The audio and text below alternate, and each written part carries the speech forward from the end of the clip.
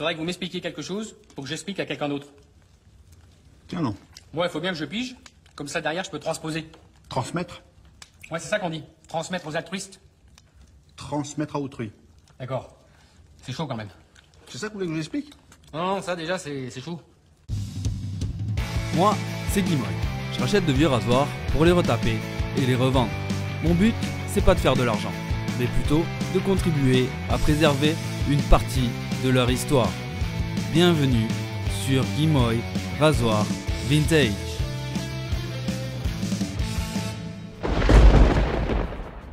Salut YouTube, bienvenue pour cette nouvelle vidéo. Donc là, je n'ai pas de coupe-chou, je n'ai rien du tout. Je suis un peu enrhumé, je parle du nez, mais bon, ça, veuillez m'excuser, hein, on est en hiver. Vous avez été nombreux à me solliciter en me disant « Oui, je comprends pas, j'arrive pas à filer mon coupe-chou, j'arrive pas à l'affûter, il coupe que dalle, comment tu fais, fais-nous une vidéo, blablabli, nanana ». Je vais essayer de faire une vidéo sur l'affilage et l'affûtage de vos lames de coupe-chou. Moi, je vais pas montrer avec un cuir, un paddle ou quoi que ce soit comment on fait, d'accord? Parce qu'il y en a qui le font mieux que moi, je pense au rasoir du sabreur, à Fislad, à Greg Shave. Il y en a plein, il y a plein de vidéos sur YouTube pour vous montrer comment on fait, comment on va acquérir le geste avec le cuir ou avec un paddle, enfin peu importe.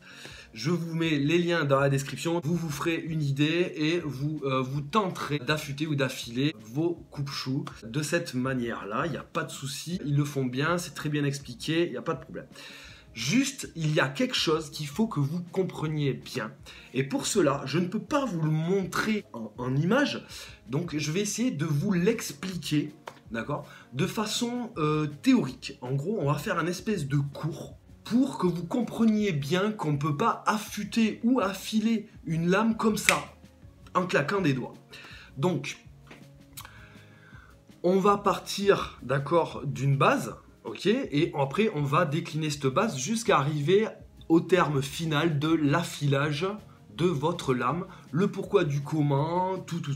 Donc cette vidéo va être longue, donc je vais essayer d'animer un petit peu tout ça, mais donc si l'affûtage ou l'affilage ne vous intéresse pas, sérieux, hein, passez votre chemin, ne mettez pas des pouces en bas ou quoi que ce soit, restez jusqu'à la fin et écoutez bien tout ce que je vais dire, ok? Donc c'est parti.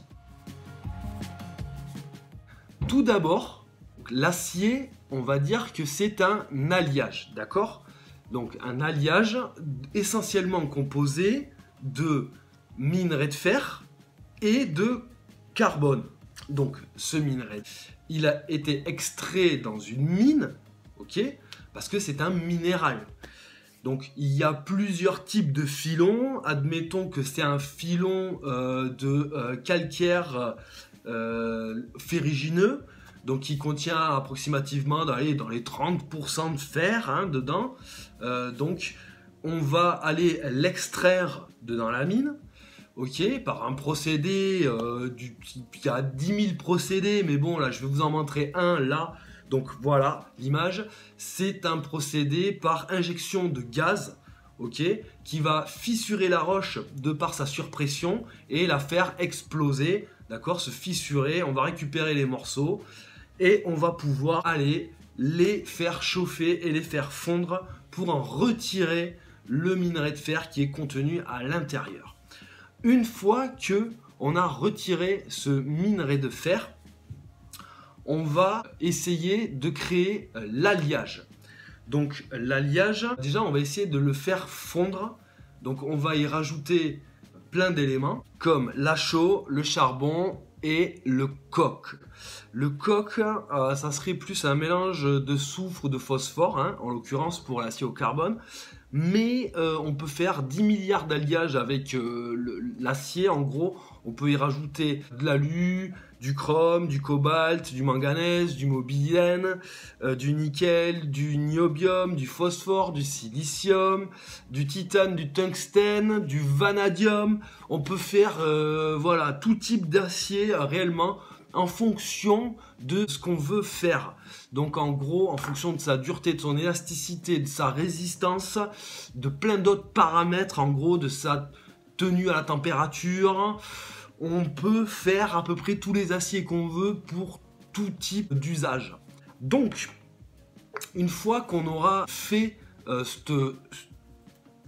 ce mélange-là, en gros, donc on va mettre de côté tous les principes actifs qui vont déterminer sa dureté, son élasticité, son machin, les trucs, et on va quand même se focaliser sur deux types principaux, les deux plus gros pourcentages de la composition de l'acier, c'est-à-dire le fer et le carbone.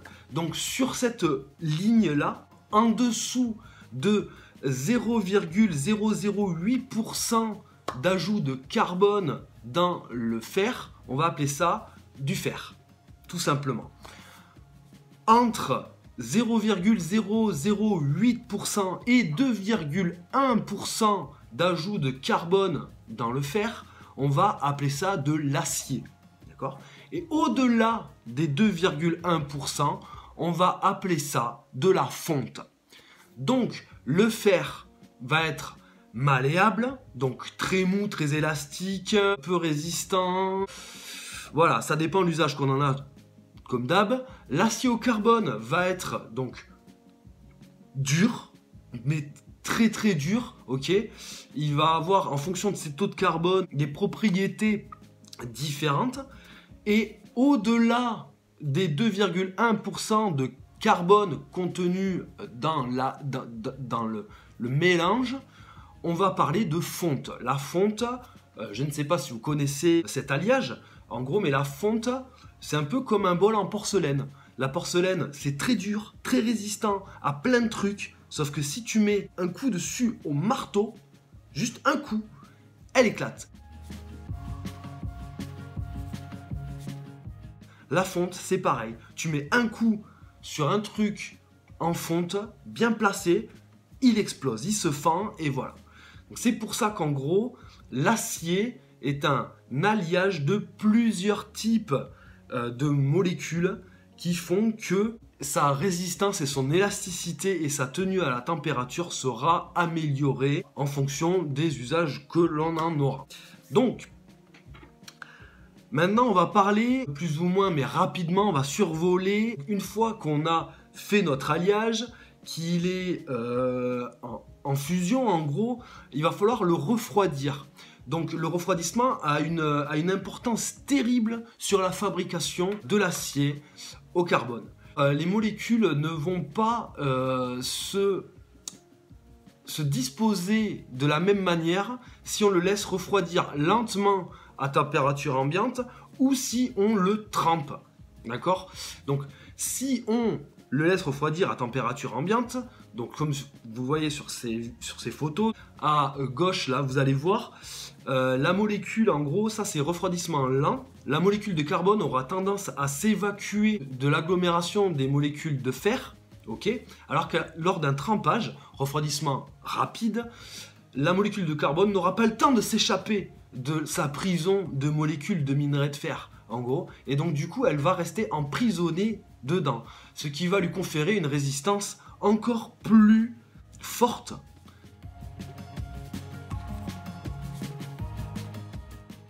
Donc voilà, pour clôturer ce chapitre sidérurgie, je vais vous donner deux exemples. En gros, on va dire, voilà, les mecs de chez Sheffield, ils se sont dit, aujourd'hui les gars, vous allez fabriquer des lames tenues au carbone au creuset à environ 1,2% de carbone. Ok? Et les Allemands de Solingen, ils se sont dit, aujourd'hui, vous allez fabriquer des lames au creuset à environ 1,9% de carbone. Ce qui va avoir une incidence assez relative en fonction du taux de carbone. Hein. Donc du coup, vu que les lames Sheffield, eux, ils auront choisi de mettre un taux de carbone moindre que celui de chez Solingen, leurs lames seront plus facilement affûtables, affilables. Par contre, elles vont s'émousser plus vite, alors que les lames de chez Solingen, elles vont être du coup plus dures et plus résistantes et donc plus difficile à affiler et par conséquent à affûter.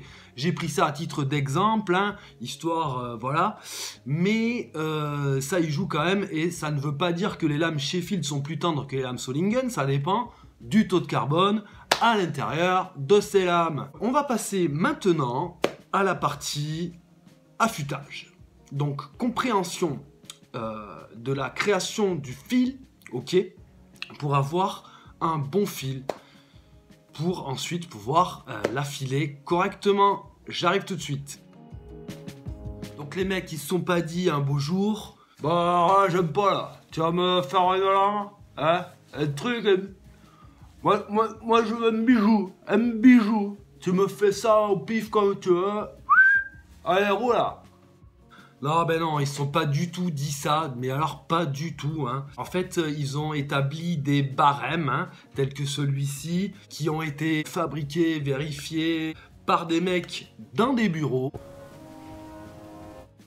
Du coup, ben, en fait, ils ont établi un plan de coupe en fonction du coup de leur cahier des charges, et ils se sont dit, voilà, pour avoir un angle, admettons, de 30 degrés, hein, il nous faudra un dos de temps et une longueur de lame de temps.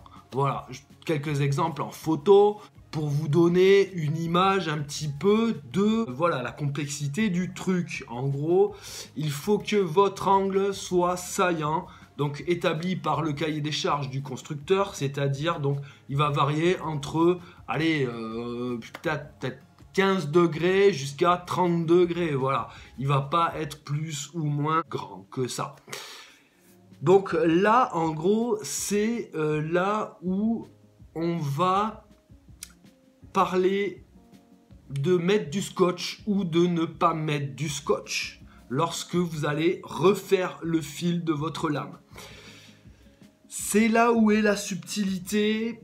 Et il y a beaucoup de gens qui se trompent. Moi, le premier, je me suis trompé dès le départ. Je pense à ma vidéo du fil harmonica qui coupe, mais qui coupe pas terrible en fait. Il est plus fait pour mettre dans une vitrine car je l'ai bien retapé, mais question rasage, c'est pas ça non plus. Donc, les mecs, ils ont établi une épaisseur de dos pour une longueur de lame qui doit nous donner au final un angle de temps. D'accord ? Admettons que votre lame soit légèrement pignée au niveau du fil, mais de presque rien, de genre moins d'1 millimètre ou 1 millimètre maxi, hein, on va pas faire plus. Là, je pense que vous pourrez mettre du scotch avant de l'attaquer à la pierre, un grit de 3000. Là, d'accord, pour le scotch. Mais si, admettons, votre lame est galbée à contresens ou qu'elle a un pet qui est plus grand que 1 millimètre, là, voilà, moi, je vous dis ce que j'en pense. Il y aura forcément des détracteurs et des gens qui vont vous dire « Non, c'est pas vrai, blablabla ». Moi, je vous dis, c'est sûr et certain, votre lame va foirer si vous mettez du scotch pour récup plus d'1 millimètre. Pourquoi ? Pourquoi ? Explication simple par un petit dessin. Vous avez une tangente qui part donc du bord du flanc de votre dos de coupe-chou jusqu'au fil, d'accord, qui est tout au bout de la longueur de la lame. Donc ça a été établi hein, forcément par les mecs en costard et votre angle est, admettons, de 30 degrés. Voilà. Donc, vous mettez du scotch par-dessus, vous coiffez votre dos pour ne pas abîmer les flancs, pour ne pas faire de vilaines traces sur le côté, parce que vous voulez conserver l'esthétique de votre coupe-chou. Grave erreur, d'accord? Si, je m'entends toujours, la pigne est au-delà de 1 mm, hein, d'accord? Donc vous allez coiffer avec votre scotch. Et donc, à l'endroit où il y a votre scotch sur le bord du flanc, en fait, hein, sur tout le dos plus le flanc, d'accord? Là, la matière ne s'enlèvera pas, d'accord? Par contre, elle va s'enlever au niveau du fil, ok? Ce qui va avoir pour effet, donc, sur votre passe côté face et votre passe côté pile, ça va vous allez retirer de la matière au niveau de ce fil-là. Mais si vous n'enlevez pas l'équivalent sur le flanc, en fait, vous allez, au lieu de garder le même angle, vous allez le rendre plus obtus. D'accord? Vous n'allez pas conserver le même angle. Parce que du coup, vu que les flancs ne réduiront jamais, votre angle, au fur et à mesure, donc on va dire, votre angle est comme ça, vous affûtez, vous affûtez, vous affûtez, vous affûtez, vous affûtez, vous affûtez, vous affûtez, vous affûtez, vous affûtez, votre longueur de lame se réduit et donc par conséquent, votre angle augmente. C'est tout simple. Alors que si vous enlevez le scotch, que vous ne mettez pas de scotch, votre angle est comme ça, eh bien vous affûtez, vous affûtez, vous affûtez, vous affûtez, et bien l'angle il bougera jamais. Par contre, effectivement, vos flancs, comme sur la photo, eh ben, ils seront plats. C'est logique. C'est pour moi le cheminement naturel pour conserver sa coupe d'origine. Donc, le scotch est à utiliser avec parcimonie et tout en ayant un bon jugement sur ce que vous voulez faire de votre coupe-chou. Est-ce que vous voulez qu'il reste beau et le mettre en vitrine et ne jamais vous en servir? Ou est-ce que vous voulez vous raser avec et qu'il soit efficace? Donc j'espère que vous aurez compris un petit peu cette subtilité qui peut tout changer au niveau de votre affûtage. Donc, pour affûter une lame, il existe plein de manières différentes. Donc je ne vous dirai pas quelle est la meilleure. En gros, je vais vous conseiller peut-être sur des granulométries fiables. On va dire ça comme ça. Donc je vais partir. Donc on va partir sur ce tableau-là. Donc sur ce tableau, en gros, qu'est-ce qu'on voit? On voit les pierres naturelles. Les pierres naturelles, elles ont le grit minimum, en fait, parce que, du coup, en général, les producteurs de pierres naturelles, ils veulent pas trop donner leur granulométrie parce qu'ils n'en savent rien, en fait, parce que ça reste de la pierre naturelle qui a été prélevée dans un gisement, toujours pareil, et du coup, admettons là, à Saurat, en Ariège, dans les Pyrénées, il y a un producteur de pierres naturelles, la pierre de Saurat, vous pouvez aller vous renseigner sur Google. Il ne donne pas sa granulométrie, d'accord? Ou alors c'est très approximatif, parce qu'en fait, il n'est pas dans la pierre, il ne peut pas savoir quelle granulométrie il y a. Donc en gros, ça va être des pierres pour un affûtage primaire, d'accord? Les pierres naturelles que vous trouvez dans les Pyrénées, dans les Alpes, peu importe où, dans tous les cas, elles auront une granulométrie assez grosse. Et donc du coup, ça va vous permettre de créer un fil, de faire une bonne création de fil grâce à ces pierres naturelles. C'est top. Vous pouvez utiliser aussi des chaptons, ce qu'on appelle des pierres japonaises. Et vous pouvez utiliser aussi des pierres synthétiques ou alors des coticules. Donc je ne vais pas trop m'attarder là-dessus. Mais bon, donc pour une création de fil, moi, je serais plus pour taper dans la 250, 300, voire 400. Voilà, entre 250 et 400. Je pense que c'est une bonne marge pour faire une création de fil, enfin, ou récupérer un fil sur votre coupe-chou en ne mettant pas de scotch. D'accord? Vous mettez pas de scotch et vous prenez du 250 jusqu'à 400 et vous faites vos passes sans appuyer, tranquillou.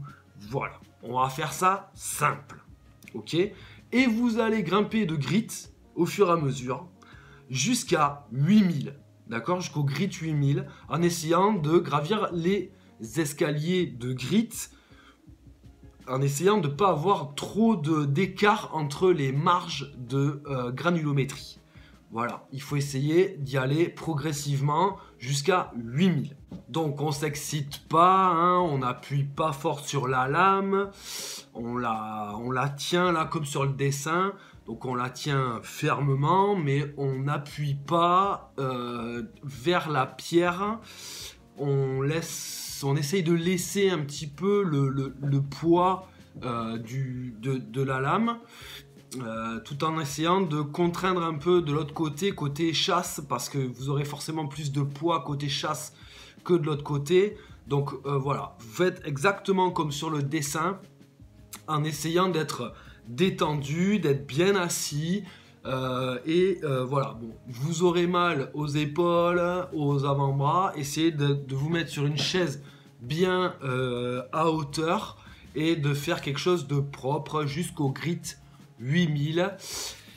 Donc parlons des grits machin et de la coupe de poils.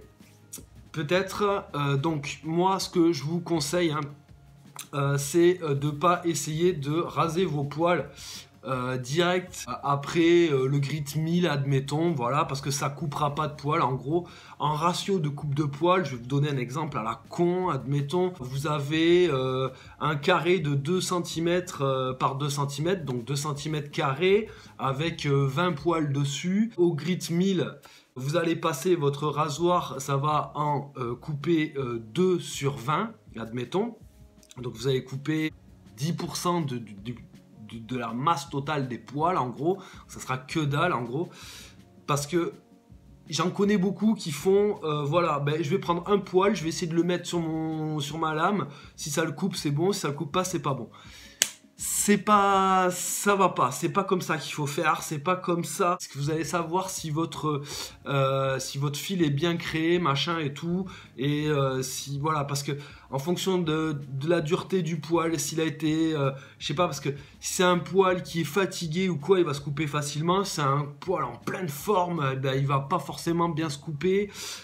Ça vous pourra pas, vous pourrez pas avoir une idée. Voilà, déjà au grit 1000 de couper du poil comme ça là à la volée, c'est trop imprécis, vous pourrez pas. Donc c'est pas un bon critère.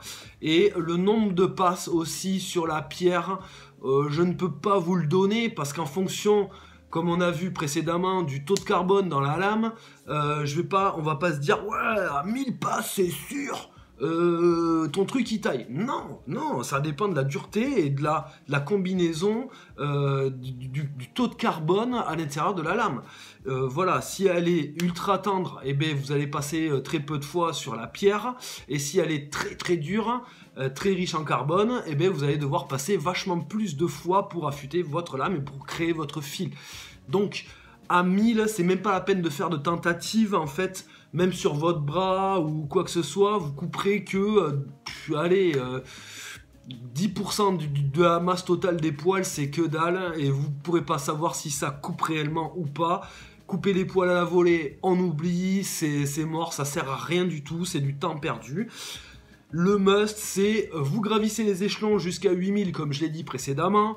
Et là, à 8000, si vous passez, donc on plaque la lame sur sa peau, sur son avant-bras là, vous voyez, moi je fais mes tests, tous mes tests ici là, ou alors ici, et ben voilà, si vous plaquez la lame et que vous avancez et que ça coupe 80% des poils, voire 90% des poils après le grit 8000, là vous aurez créé votre fil, il sera top pour pouvoir passer à l'affilage.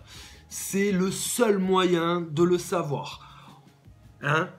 Donc, pas de coupe de poil à la volée, pas de machin bidule, après grit 1000, non, on oublie tout ça, on oublie. Tu vas jusqu'au 8000, tu le passes sur ton avant-bras, tu plaques la lame contre ta peau et t'avances. Si ça coupe plus des 3/4 des poils, c'est que c'est bon, t'es en bonne voie, d'accord? Il va falloir continuer sur un affilage michto, d'accord? Voilà. C'était ma petite parenthèse voilà, de coupe pour savoir si tu as bien démarré ton fil ou pas, ou si tu es dans la merde. Voilà, en gros. Parce que si tu ne l'as pas bien démarré, après le 8000, tu auras beau passer. Si ton angle est trop obtus, comme on l'a vu précédemment, tu vas passer, tu vas avancer et ça coupera vachement moins bien que si ton angle est très aigu. Ben, je pense que c'est bon, on va passer à l'affilage. Donc l'affilage, en fait, on va essayer de polir, en gros, tout le préparatif qu'on a fait au préalable, c'est-à-dire tout l'affûtage. Donc on s'est arrêté au grit 8000, on a approximativement cette gueule-là, voilà, donc cette photo. On voit bien les stries du passage à la pierre, hein. Donc il y a des stries assez profondes qui ont été faites par la granulométrie de la pierre. Et en fait, à l'affilage, on va essayer de lisser toutes ces petites stries En fait, on va essayer de les polir, d'accord, pour avoir à peu près un rendu comme ça, voire mieux. Du coup, en gros, l'affilage, ça va être un genre de polissage de notre fil. Donc en gros, moi je dis, donc à l'affûtage, j'ai dit précédemment qu'en gros, on s'arrêtait à 8000. Vous pouvez vous arrêter à 12 000, d'accord, avec un Shapton 12 000. Ou même peut-être, je pense qu'il y en existe jusqu'à 16 000, mais ils sont très très chers. Je crois que c'est 300 balles le Shapton à 16 000. Ça commence à douiller sévère. Donc moi, pour moi, là actuellement, je m'arrête à 8 000. Et ensuite, je vais passer sur du cuir brut. Donc en fait, vous avez plusieurs types de cuir, hein. Voilà, nous ce qu'on va chercher, c'est un cuir brut d'un côté plus un cuir ultra fin de l'autre côté. Moi j'ai du Marc Herold, c'est du cuir industriel. Vous pouvez aller choper votre cuir chez un artisan. Je pense notamment à quelques créateurs qui sont sur la page Facebook Rasage Traditionnel, tenue par Monsieur Fislad et Monsieur Darmouth Shaving sur Facebook.